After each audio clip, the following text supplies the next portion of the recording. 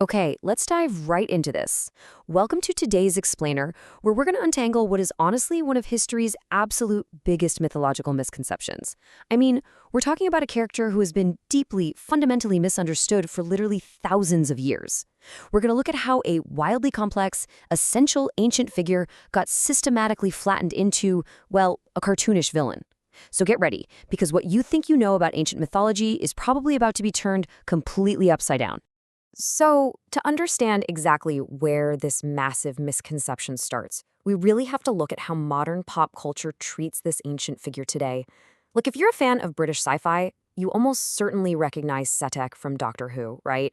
In the show, he's this terrifying Osirian alien with godlike powers who totally wiped out his home planet, assassinated his brother, and is fiercely dedicated to delivering what he calls the liberating gift of death to basically all forms of life. Modern media absolutely loves to frame this character, who is directly based on the ancient Egyptian god Set, as a purely evil entity just bent on universal annihilation. He's framed as the ultimate unforgiving bad guy. Which naturally brings us to this incredibly provocative question that inspired this whole explainer.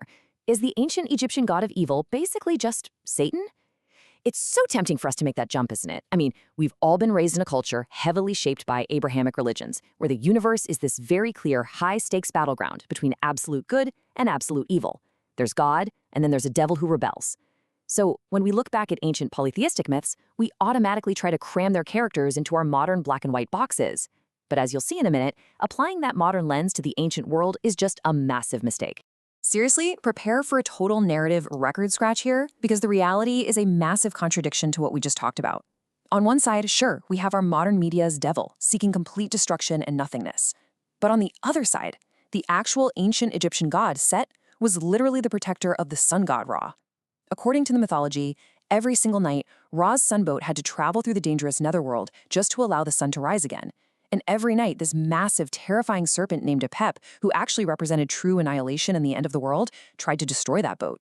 And who do you think was standing at the front of the boat, spearing Apep and literally saving the universe so the sun could rise? It wasn't some shiny hero. It was Set. The guy we so casually call the god of evil was actually the universe's ultimate bodyguard. And this brilliantly illustrates the reality of how Set was actually viewed back then. Just take a close look at this ancient depiction. On the right, we have Set, sporting his mysterious, unidentified animal head, standing totally peacefully right alongside his famous rival, Horus. And what are they doing? They're teaching the pharaoh, Thutmose III, how to use a bow. Set was highly venerated. He was deeply integrated into royal life, crowning kings, purifying them. I mean, you don't exactly invite the literal devil to teach your king archery, right? This completely shatters our modern assumption that he was just this universally hated outcast. Section 1. Unnecessary, complicated chaos. Okay, to really grasp Set, we have to completely change our psychology and sort of adopt the cosmology of the ancient Egyptians. To them, opposing forces weren't a problem that needed to be permanently solved or destroyed. Good didn't need to vanquish evil once and for all for the world to work. It was all about balance. But with that said, Set was still undeniably terrifying. Just look at this chaotic resume. He killed his own mother upon birth. He famously murdered his brother, the god Osiris. He fought his nephew Horus for 80 years and literally gouged his eye out. And geographically, he was the god of those destructive, harsh, red desert sandstorms that constantly threatened the fertile Nile Valley. Psychologically speaking, he perfectly represents what Carl Jung called the shadow: blind instinct, destructive energy, uncontrollable emotion. So you're probably wondering, how on earth could a guy with this track record possibly be the hero saving the sun god? Well, the answer lies in this absolutely brilliant quote from scholar Andreas Schweizer. He says, "Like heals like. Only he who knows about chaos, disorder, and evil from his own experience is able to defeat absolute evil." This right here is the genius of Egyptian myth. Remember Apep, the giant serpent trying to end the universe? Apep was absolute, mindless nothingness. The other gods couldn't even comprehend him. But Set's resume of chaos, his incredibly violent nature, that made him the only being tough enough and frankly close enough in nature to the monster itself to actually look it in the eye and defeat it. And this builds into an even deeper kind of mind-blowing concept. Even Set's most horrific act, murdering his own brother Osiris, was actually viewed as a completely necessary mechanism. Think about it. Without Set's violence, Osiris would have just been a regular, everyday ruler. But by being murdered, Osiris became a martyr. He was forced down into the netherworld, where he gained the ultimate power of resurrection, becoming the immortal king of the afterlife. Without Set playing the brutal villain, the entire cycle of life, death, and resurrection that ancient Egyptian religion was totally based on would have literally never existed. Set paid the tax of being the bad guy so the greater system could actually function.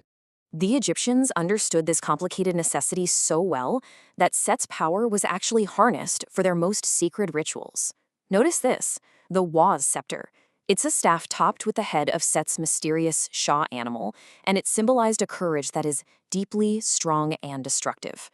Priests literally used metallic tools shaped like this very scepter in ceremonies to open the mouths of the dead. They were intentionally channeling Set's raw, violent power to help awaken the dead and aid in their resurrection, mirroring how his violent actions indirectly resurrected his brother Osiris. Section 2. How Set became Satan. So if Set was this deeply nuanced, super necessary protector and a catalyst for resurrection, how in the world did he become synonymous with the devil? Well, Set's reputation suffered from wave after wave of foreign influence and intense political resentment.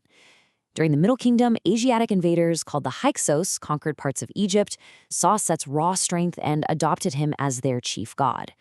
Fast forward to the 4th century BC, the Greeks take over, totally miss the nuance of the mythology, and lazily merge Set and the monster Apep into a single pure evil Greek monster called Typhon.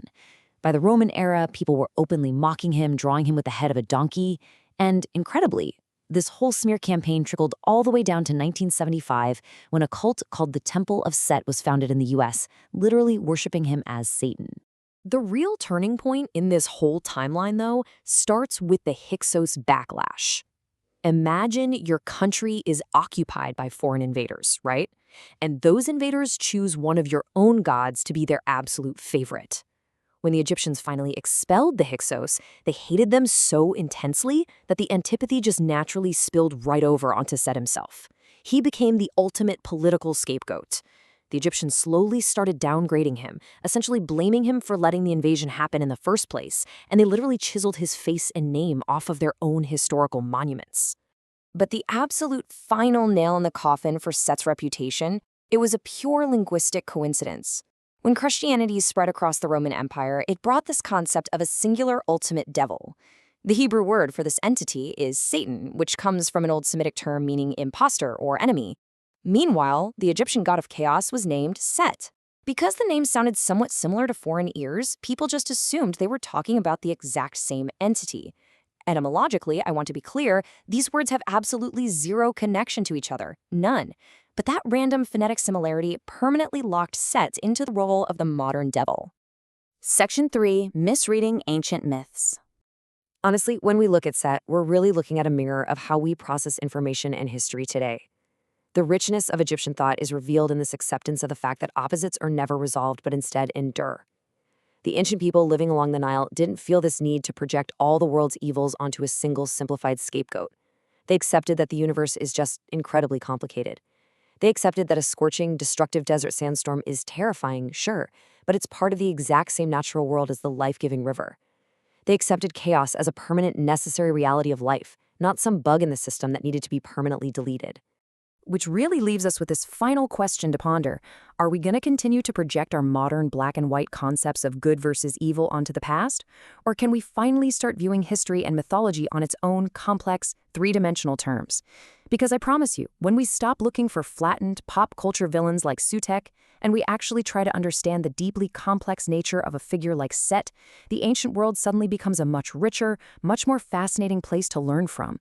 Thanks so much for joining me on this explainer, and I'll catch you next time.